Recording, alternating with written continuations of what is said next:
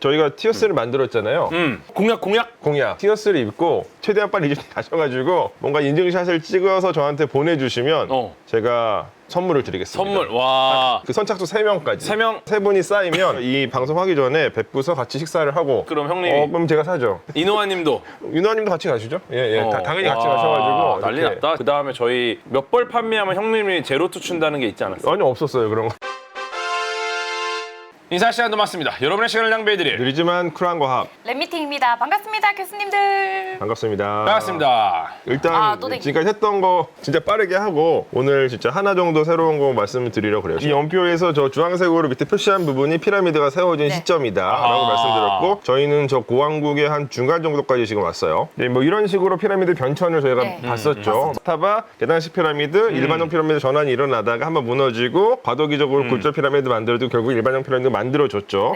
또 여러 차례 보여드렸었던 도식이고 그래가지고 이제 그 과정에서 이제 한 가지 이제 또 살펴봐야 될 부분이 피라미드 내부 구조인데 피라미드는 기본적으로 남북축으로 원래 만들어졌는데 굴절 피라미드 단계 때부터 동서축이 갑자기 들어가게 됐고 그 이후로는 약식으로 그 내부의 매장실만 동서축으로 놓이는 형태로 이제 계속 만들어지게 됐다라고 말씀드렸고 그것은 태양신앙의 성장과 관련이 있다라고 말씀드렸어요. 그렇게 해서 피라미드 건축에 있어서 최정점에 이른 시점이 고왕국 사왕조 시대고 그 시기 동안에 이제 기자라고 하는 지역에 3대에 걸쳐가지고 이제 피라미드들이 지어지는데 그 피라미드들의 모습이고 아까 보셨던 그곳은 남서쪽에서 찍은 사진이었고 이거는 지금 그 동쪽에서 찍은 사진이에요. 그래서 지금 뒤로 해가 지고 있죠. 가장 우측부터 쿠프 파라오의 대피라미드, 그 다음 가운데가 카프라, 왼쪽이 멘카우라입니다. 요거는 이제 왕들의 계보인데 저 쿠프, 카프라, 멘카우라가 그 3대 기자의 피라미드를 지은 전성기에 이집트 통치했던 파라오들이다. 다 말씀을 드렸어요. 이게 이제 대피라미드. 대피라미드 높이는 한 146m 정도. 보통 이제 고고학적으로 사진을 찍을 때 사람을 같이 넣는 경우 굉장히 많아요.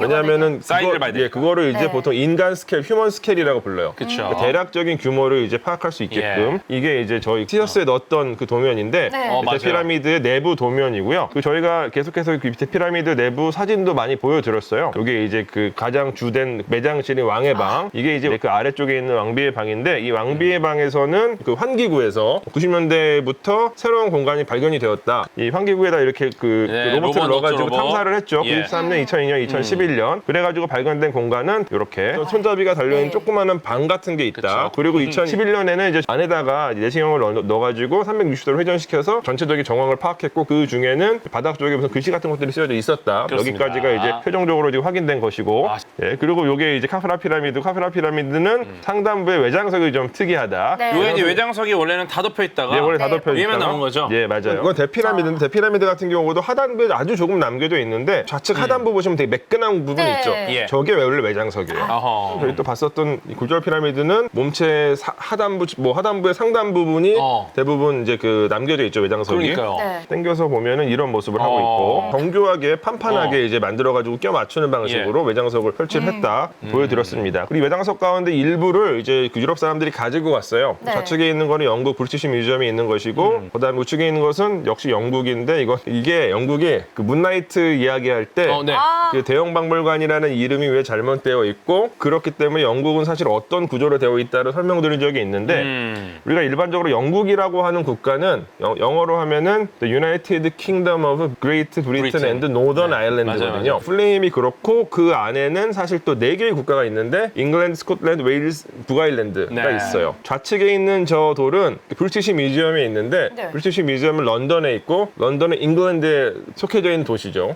반면에 우측편에 있는 거는 스코틀랜드 국립박물관에 있는데 저거는 이제 에딘버러라는 도시에 있고 에딘버러는 그 영국에 있지만 잉글랜드와는 다른 스코틀랜드라는 국가의 수도예요. 저거는 이제 대피라미드에서 가져간 것으로 추정이 된다. 이렇게 말씀을 드렸습니다. 그리고 이제 외장석의 그 상단부에 남아있는 카프라 피라미드 같은 경우도 남북축에 그 현실만 동서축으로 놓이는 방식으로 이제 피라미드 구조가 되어 있고 요것도 제가 말씀을 드렸는데 요거는 그 메르에르의 일기라고 불리는 기록인데 피라미드 건축과 관련해서 굉장히 중요한 기록이에요. 그러니까 피라미드 건축과 관련해서 중에서 사실은 남겨져 있는 문헌 기록이 거의 없기 때문에 우리가 항상 피라미드 건축을 약간 미스터리라고 생각을 하고 있는데 예. 건축 관련 기록이 완전히 없는 건 아니에요. 그러니까 이것도 비교적 최근에 발견이 됐지만 그 대피라미드 외장석을 채석장에서 캐내가지고 네. 저 대피라미드 건축 현장으로 이동시키는 과정을 이제 일지 형식으로 기록한 그런 기록이죠. 굉장히 중요한 기록이에요. 투라라는 곳에서 돌을 캐가지고 쿠프의 지평선, 피라미드 이름이거든요. 어허. 쿠프의 지평선으로 이제 옮겼다가 네. 다 내려놓고 다시 배를 타고 투라로 돌아가서 다시 캐내서 다시 갖고 오고 이런 식의 어떤 반복 작업 관련된 일지가 이제 발견이 됐다. 또 그리고 기자 피라미드는 저런 방식으로 이제 피라미드 본체뿐만이 아니라 장례신전, 의례용도로 하한신전으로 구성되어 있는 묘역을 갖고 있고 요게 이제 오늘날의 항공 사진이죠. 그러니까 어느 정도의 그 묘역의 구조들을 확인하실 수가 있고 제일 작은 피라미드 기자에서 멘카우라 피라미드인데 이 피라미드 역시도 그 상대적으로 되게 작아 보이는데 이 피라미드 높이 65m예요. 절대 작은 피라미드가 아니다. 이렇게 말씀을 드릴 수가 있겠고 멘카우라 피라미드에는 3개의 위성 피라미드가 있는데 저 위성 피라미드가 멘카우라 피라미드에만 있는 건 아니고 대피라미드에도 있고 그다음에 카프라이도 하나 있고 예. 그래서 대피라미드에 4개, 카프라이 하나, 멘카우라 피라미드 3개 그래가지고 총 기자에는 8개의 위성 피라미드가 있고 나머지 왕들의 큰 새 피라미드를 포함하면 총 11개의 피라미드가 기자에 있다 이렇게 말씀을 드렸습니다. 예. 이게 멘카우라 피라미드인데 멘카우라 피라미드 역시도 내부 구조가 기본적으로 남북측이지만 현실 부분은 동서축으로 되어 있다라고 말씀을 드렸어요. 네. 제가 여기까지 지난 시간에 얘기를 했어요. 맞습니다. 그러면 이제 새로운 얘기예요. 네. 이제부터. 오. 쿠프, 카프라, 멘카우라 저 3대에 걸쳐가지고 그 이전에 저희 계속 피라미드 얘기를 했잖아요. 그 모든 피라미드 건축 과정의 노하우가 이제 완전 축적돼가지고 피라미드 건축이 최고 레벨의 상태로 나타난 시대예요. 오늘날도 저 쿠프, 카프라, 멘카우라 피라미드는 예. 가서 보셔도 굉장히 온전한 상태로 남겨져 있고 내부 구조도 정말 완전해요. 정교하게 잘 만들어져 있습니다. 진짜 전성기에 달했던 시대인데 갑자기 멘카우라의 이제 바로 다음 파라오인 아들일 것으로 여겨지기도 하고 정확하진 않아요. 그러니까 아들이라는 딱 증거는 없어요. 근데 셉스카프는 갑자기 피라미드를 버려요. 짓는 걸 그만둬요. 셉스장. 별로 충격적이지 않으실 수도 있지만 이 당대의 상황을 우리가 조금 상상을 해보면 아마 굉장히 충격적인 선택이었을 거예요. 이 셉스카프가 선택한 무덤의 형태, 그 사람의 무덤 형태는 무엇이냐? 이런 스타일로 무덤을 만들어요. 근데 이것도 작지는 않아요. 근데 이게 어떤 무덤 형태인지 아세요? 이거 마스타바 아니에요? 마스타바요. 이집트 피라미드들은 제가 계속 몇 차례 말씀을 드렸는데 우리가 고대 이집트라고 하면은 제일 먼저 떠오르는 것 중에 하나가 태양신이거든요. 네. 많은 궤도조차도 알고 있어요. 이름을. 그러니까 기자의 피라미드가 지어지던 시기는 태양신앙이 점점 성장해 가는 시기예요. 그러니까 아직은 완벽한 주류 이데올로기가 되지 못한 시대예요. 그러니까 신앙이 성장을 한다는 것은 그 신앙을 담당하고 있던 신관들도 영향력이 커진다는 얘기거든요. 그래서 추정하건대 피라미드 그 자체는 태양과 관련성이 굉장히 깊은 상징이에요. 태양 빛의 각도랑 비슷하거든요. 물론 이제 그 과거에는 뭐 하늘로 오르는 계단이나 이런 것들의 의미도 갖고 있었지만 그것들이 전부 합쳐져가지고 일반 형태의 피라미드가 만들어지는데 그렇기 때문에 이제 태양 신관단들의 힘이 계속 커지니까 파라오의 입장에서는 되게 신경이 쓰이는 거죠. 내가 그냥 독보적인 대장 노릇을 해야 되는데 나를 약간 견제할 만한 애들이 많이 나타나고 있어. 만약에 이제 그렇게 되면 파라오가 정치적으로 선택할 수 있는 방법이 뭐냐, 그 신앙 체계가 상징하는 가장 중요한 대상을 무시하는 거죠. 피라미드가 태양을 상징하는 중요한 상징물이었기 때문에 저 태양 신관 집단을 내가 좀 억압해야겠어. 나 피라미드 안 써. 니들이 주장하는 상징 나 안 써. 라고 해서 갖다 버리는 거죠. 종교를 없애려고 하진 않았겠지만 어쨌건 어느 정도 제어하려고 그러니까 노력을 했었을 것 같아요. 그리고서 이 사람이 셉스가 선택한 마스타바는 피라미드가 지어지기 이전 시대에 왕들이 사용하는 무덤 형식이에요. 그러니까 이 사람은 나는 태양신앙이 성장하기 이전 시대로 회귀하겠어. 거기다가 이 셉스카피 마스타바가 지어진 지역이 기자가 아닌 사카라라고 하는 지역이에요. 최초의 피라미드인 계단식 피라미드가 세워진 곳이거든요. 나중에 제가 사진을 보여드릴 텐데 같은 경관 속에 있어요. 그럼 완전히 진짜 베이직으로 돌아가겠다. 그렇죠. 그러니까 처음으로 돌아가겠다. 그리고 사실 저 사카라에는 그 계단식 피라미드보다도 더 오래된 무덤들도 있어요. 그러니까 나는 더 옛날로 돌아가겠다라는 선언이라고 생각을 해볼 수가 있어요. 지금 말씀드린 제 이야기는 일종의 가설이고 그러니까 이때 구체적으로 어떤 상황들이 발생했는지를 보여주는 문헌 기록은 아직은 없어요. 정황상 피라미드의 상징성이나 그다음에 이 셉스카프가 선택한 무덤의 형식이나 그다음에 이제 무덤을 만든 장소 같은 것들을 고려하면은 이 가설이 나름 타당 타당성이 있다고 생각이 돼요. 이 가설을 지지해주는 또 어떤 정황이 있어요.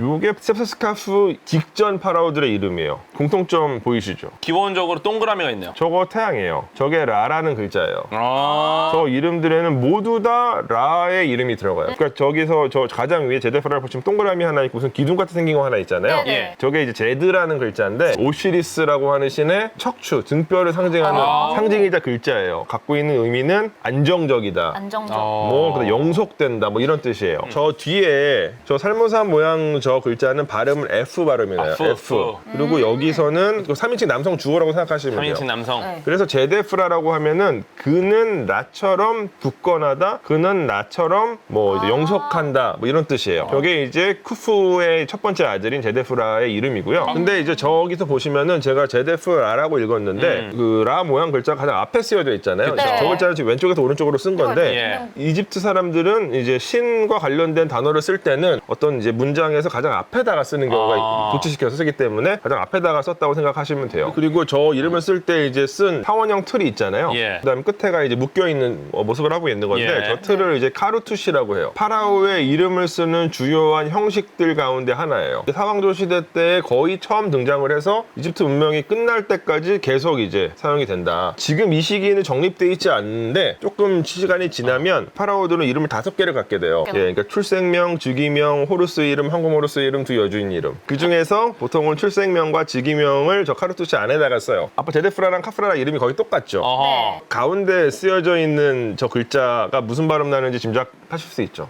카. 예, 맞아요. 카. 원래는 뭐 이래야 되는데 아무튼 카라고 그냥 할게요. 카는 그 나타나다라는 동사예요. 제데프라가 그는 나처럼 굳건하다. 그는 나처럼 영속된다라고 제가 말씀드렸잖아요. 예. 카프라는 태양처럼 그는 나처럼 나타난다는 뜻이에요. 그 외장석이 상단부에 잘 남아있었던 피라미드 기억나시죠? 그 피라미드 주인의 이름이 카프라고 그쵸, 그쵸. 카프라를 저렇게 써요. 기자에서 가장 작은 피라미드, 65m짜리 피라미드를 지은 파라오의 이름이 멘카우라인데 멘카우라는 이렇게 써요. 요거는 조금 어려우실 거예요. 일단 왼쪽 아래쪽에 하단에 있는 게 그 저렇게 바늘을 넣고 위에 올라가도 안 다칩니다. 압력이 분산되기 때문에 라가 그 위에 올라가도 안 다쳤다.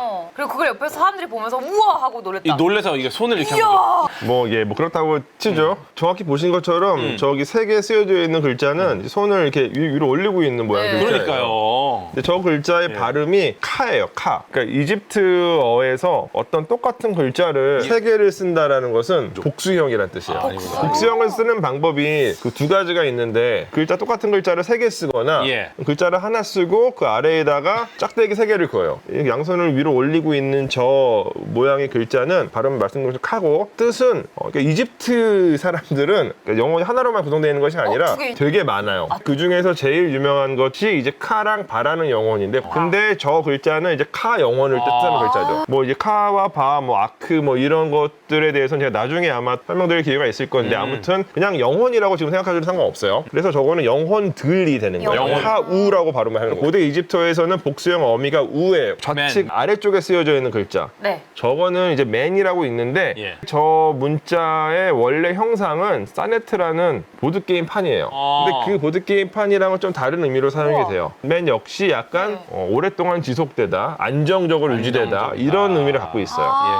나의 영혼들이 안정적이다라는 의미의 이름이다. 이렇게 말씀을 드릴 수가 있어요. 예전에 그 복수형으로 단어를 바꿀 때 위가 붙는다고 얘기하시지 않았어요? 맞아요. 그거는 위는 그러니까 이게 되게 좋은 말씀을 해주셨는데, 그러니까 복수형은 우고, 근데 복수형 말고 고대 이집트어에는 쌍수형이 있어요. 한 쌍으로 존재하는 것들, 뭐 눈이나 콧구멍이나 손이나 이집트 사람들은 이집트 전체 땅을 상하 이집트로 나눠가지고 인식을 한다. 그래서 타라고 하는 땅이라는 글자 뒤에다가 쌍수형을 붙여가지고 2개의 땅, 이제 어떤 관용적인 표현을 많이 쓴다라고 말씀을 드리면서 아마 쌍수형 어미를 설명했을 거예요.